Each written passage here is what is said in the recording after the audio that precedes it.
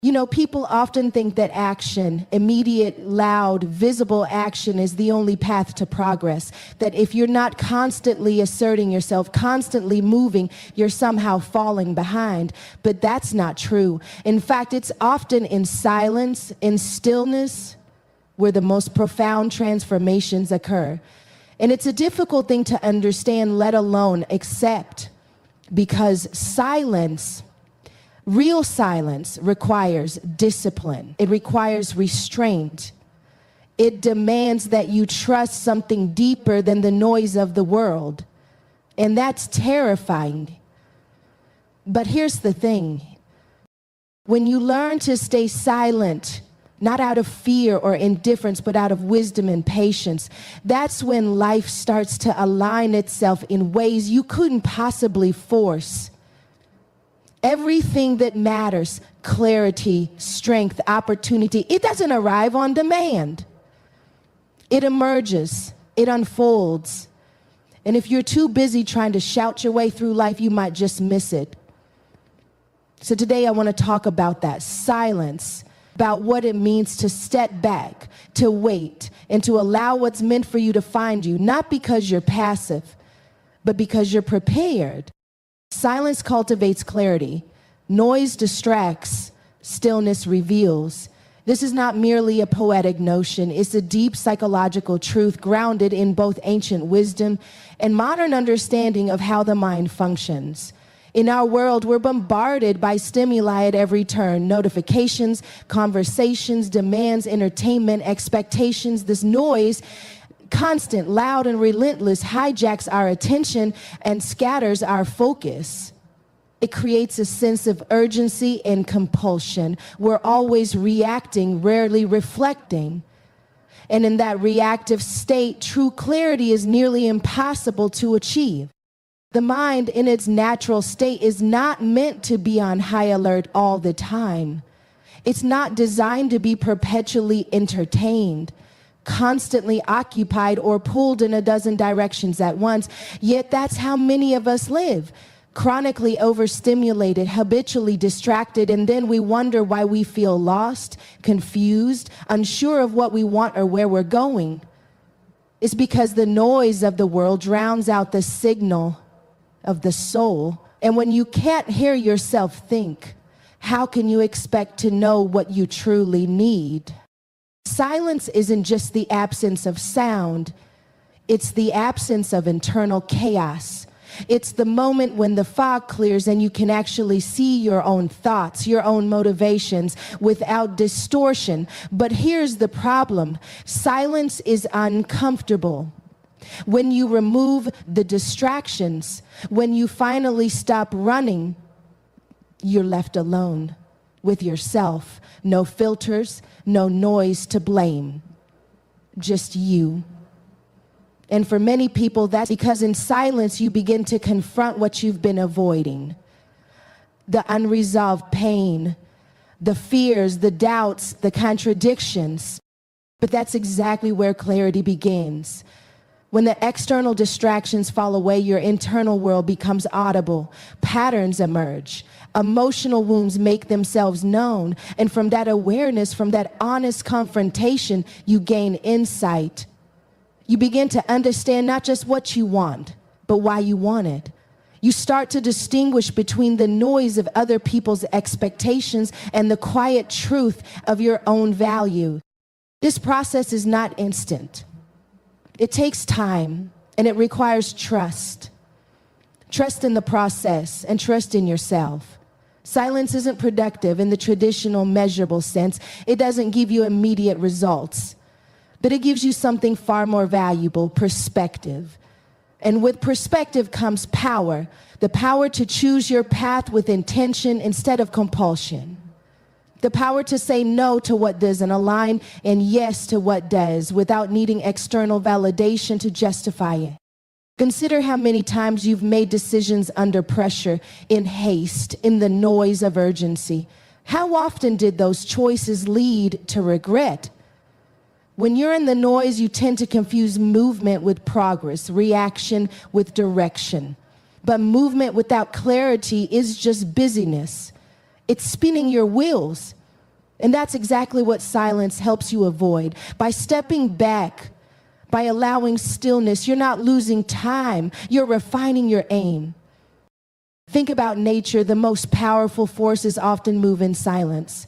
Seeds germinate in silence. Mountains erode silently over centuries. The universe itself expands in silence. There's a wisdom in that. Silence doesn't mean absence of growth. It means depth. It means things are happening beneath the surface, things that are real, things that matter. Now, culturally, we're conditioned to fear that silence. We're taught that if we're not talking, posting, doing, we're falling behind. But true leaders, true thinkers, true creators, they all understand the value of retreat. The artist steps back from the canvas. The writer pauses before the next sentence. The strategist waits before making a move. In all these cases, silence precedes clarity, and clarity precedes effectiveness. Even in relationships, silence plays a crucial role. In silence, you listen, not just to the other person, but to your own response. You become aware of your reactivity, your triggers, your instincts. You begin to see how often people talk not to communicate, but to defend, to project, to fill a void. And when you stop engaging in that automatic noise, you create space for something real. Authenticity, understanding, connection that is enforced but earned. There's also a spiritual element to silence. Across religions and philosophies, from Buddhism to Christianity to Stoicism, silence is revered as a gateway to transcendence. The monks who take vows of silence aren't doing it out of superstition, they're doing it to cultivate awareness, to hear something deeper than surface level desire, to align with something higher than the ego. And while you don't have to become a monk to access that space, you do have to be willing to be still. The irony is that most people are desperately seeking clarity while simultaneously avoiding the one thing that allows it to emerge. They want answers, but they're unwilling to stop talking long enough to hear them. They want peace, but they won't disconnect from the very noise that destroys it. And so they remain stuck. Not because clarity is unavailable, but because they're too busy to notice it's been trying to reach them all along. You begin to understand that silence is not empty. It's full of information, of intuition, of insight that you can't access any other way. It doesn't come from outside you. It rises up from within when you finally quiet the noise around you. That stillness. It's where your real self lives, not the performance, not the mask, not the conditioned persona, but you. The you that knows. The you that remembers. The you that doesn't need to prove anything to anyone. And once you've experienced that kind of silence, it changes you, not in some dramatic, cinematic way, but in a slow, almost imperceptible way. You become less reactive, more thoughtful, less dependent on external noise to validate your internal worth. You begin to trust your gut, not because it's loud, but because it's clear. And clarity, when it's real, doesn't scream. It whispers. It's quiet, but it's undeniable. You start to approach decisions differently. You wait, you observe, you ask deeper questions, not just what should I do, but what is right, what aligns, what matters. You realize that silence is not a void, it's a vessel. And the more you sit in it, the more it fills with exactly what you need to move forward. Not blindly, not anxiously. You realize the world will always be loud. The noise won't stop, but you can change your relationship to it. You don't have to be ruled by it. You don't have to let it drag you away from yourself. Because once you've tasted silence, real silence, you understand that it's not the world outside that needs to quiet down. It's you who needs to find stillness within the noise. That's where the clarity is. It always was. Patience is not an action, it's strategic restraint. This is one of the most misunderstood aspects of growth and success in the modern world. To hold your energy back, to resist the urge to react immediately, to trust the process when nothing visible is happening, that takes strength. It takes maturity. It takes a level of internal control that doesn't get much praise in a world addicted to immediate results. That the people who master this, who learn to restrain their impulses until the timing is right, these are the people who move with impact. Think of a lion stalking its prey. It doesn't charge at the first sight of movement. It waits, it watches, it calculates. Every muscle is coiled, ready, but still. That's not an action, that's precision. That's patience with purpose. That's strategy. In life, you don't want to be the person who jumps at every opportunity without discernment. You want to be the one who understands that not every opportunity is worth chasing. That sometimes letting things unfold naturally allows you to step into the right opportunity, the one that fits not just your ambition, but your values and your vision. There's also a psychological resilience that comes with this kind of patience. When you're always acting from urgency, you're operating from scarcity. You're saying, if I don't do this now, it'll be gone. If I don't act immediately, I'll miss my chance. That mindset creates anxiety, tension, panic. But strategic restraint is built on abundance. It's the belief that the right things will come, and when they do, you'll be ready. That you don't need to grasp at everything just to feel secure. That you can let go of chasing and start choosing. To be able to choose, you have to wait. And waiting, when done with purpose, is a power move. It allows you to gather information, observe patterns, understand dynamics. It lets you watch how things evolve without inserting yourself too early. It lets others reveal their intentions while you hold your ground. That kind of patience gives you leverage, because when you finally move, you do so with full awareness. You're not reacting, you're executing. This idea also applies deeply in relationships. Strategic restraint in communication, knowing when to speak and when to listen, when to push and when to let be, is essential for connection. If you always respond instantly, emotionally, you leave no space for reflection. But if you can wait, if you can let the other person finish, if you can take a breath before replying, you bring wisdom into the exchange. You avoid saying things you'll regret. You make room for real understanding. That's not passivity. That's patience as emotional intelligence. Strategic restraint is about trusting that timing has intelligence, that there's a rhythm to life that you can align with if you're attuned enough. Sometimes the doors aren't opening because you're not ready to walk through them. Sometimes the pause isn't punishment, it's preparation. You're being shaped, tested, refined. You're being taught patience so that when the moment comes, you won't fumble it. You'll be steady, grounded, composed. There's also a spiritual aspect to this kind of patience. It requires surrender, not in the sense of giving up, but in the sense of giving over, of accepting that not everything is in your control, and that trying to force things only creates resistance. Strategic restraint involves releasing your grip, loosening your need to manipulate outcomes, and instead aligning your actions with the deeper flow. It's saying, I'll act when it's time. I'll move when the path is clear. That surrender is where real strength lives, because it means you're no longer acting from fear. You begin to notice that the people who make the biggest impact are rarely the loudest or the fastest. They are the ones who move with intention. They're selective about where they place their energy. They know their value, so they don't need to prove it constantly. They're not performing for approval. They're preparing in silence. And when they speak, people listen. When they act, things shift, because their movement has weight. It has meaning. It has timing. This restraint also builds confidence.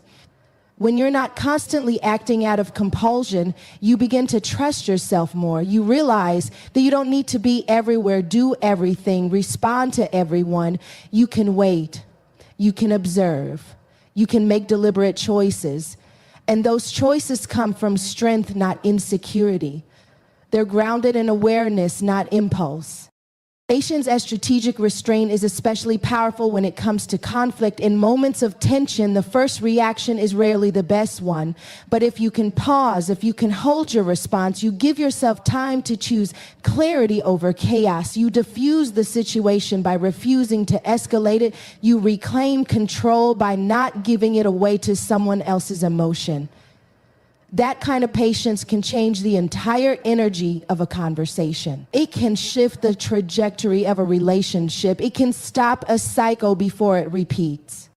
Even in ambition, in chasing your dreams, building your vision, restraint matters. There's a temptation to push, to grind, to force results. But some things can't be rushed. If you try to scale too fast, you risk collapse. If you try to rise before you've built your foundation, the fall will be inevitable. Strategic patience is knowing when to push and when to pause, when to go hard and when to hold back. It's playing the long game, even when the short game looks tempting. Ultimately, strategic restraint is an internal posture. It's about being in control of your impulses, not controlled by them. It's about knowing that doing nothing can be as powerful as doing something if it's done with awareness, with timing, with purpose. It's about recognizing that not all silence is empty and not all waiting is wasted. Sometimes the most powerful thing you can do is wait. Not because you're unsure, but because you're preparing to act with precision. What's meant for you often arrives when you stop chasing and start aligning. This statement touches something deep within the human experience, a recognition that relentless pursuit doesn't always yield fulfillment, and that sometimes the more you chase something, the further it seems to drift away. It challenges the conventional mindset that says if you want something badly enough, you must pursue it endlessly, even obsessively. While effort is essential, alignment is what gives that effort direction. Without alignment, you're just moving, but not necessarily moving toward what's truly yours.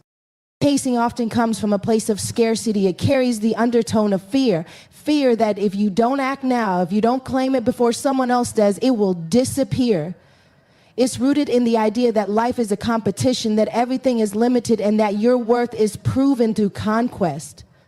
But this mindset places you in a constant state of tension. It disconnects you from your internal compass, pulling your attention outward toward comparisons, validation, and false urgency. It keeps you grasping instead of growing, stretching instead of strengthening.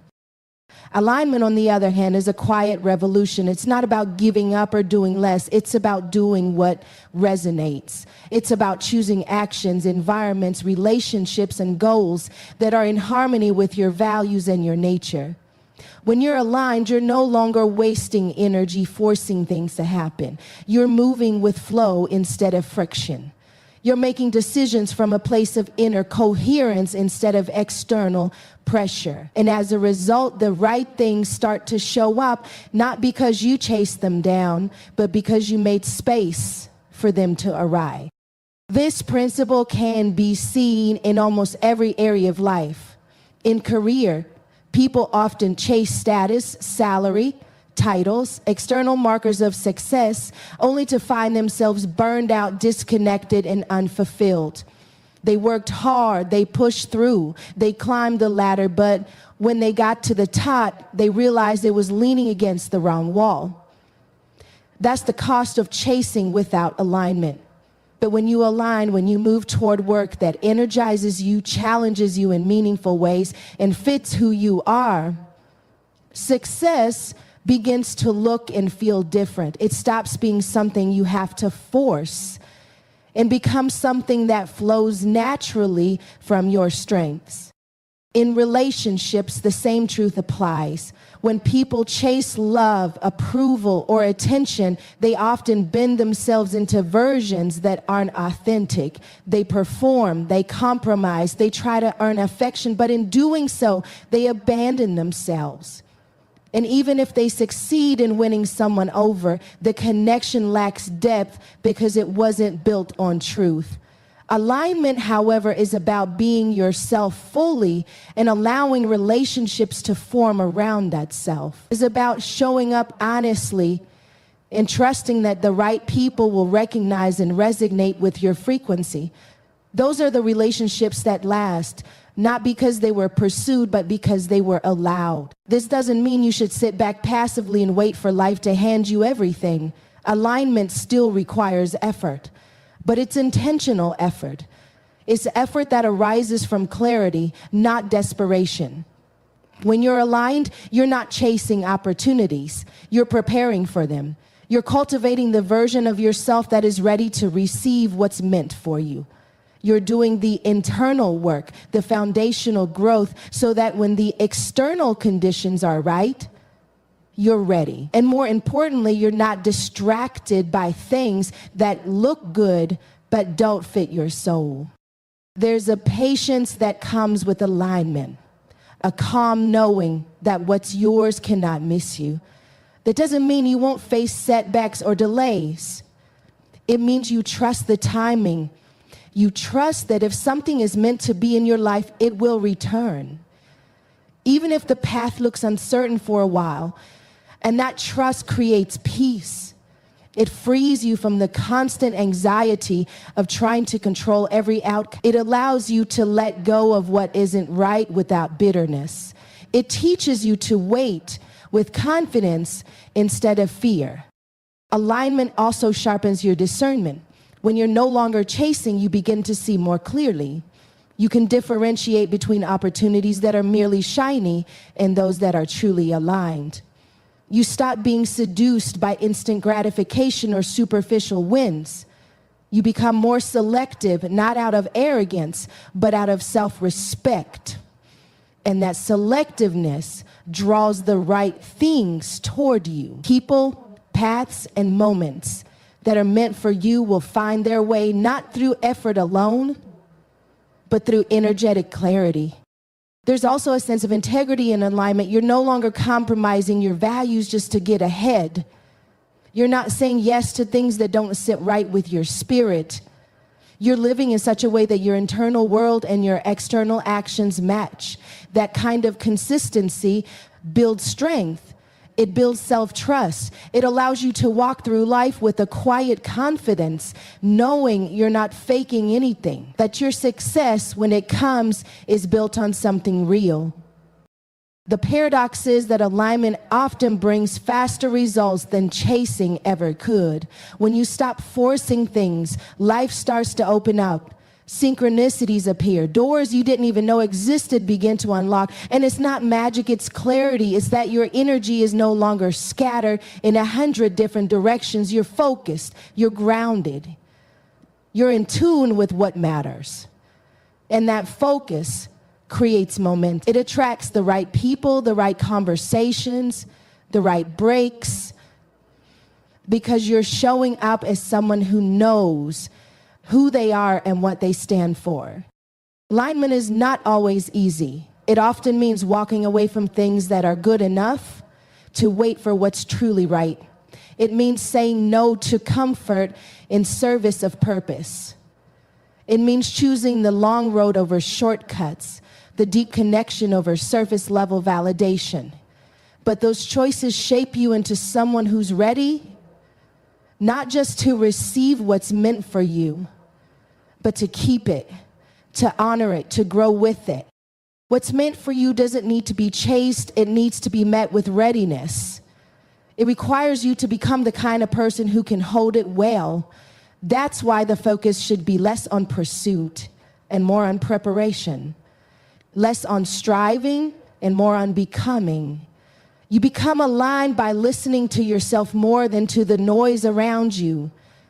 by choosing what nourishes you instead of what merely entertains or impresses, by trusting that your life has a unique rhythm. And when you move in sync with it, things start to fall into place. The right doors open, the right people enter, the right timing unfolds. And it's not because you chased it all down. It's because you stopped running long enough to arrive exactly where you're supposed to be.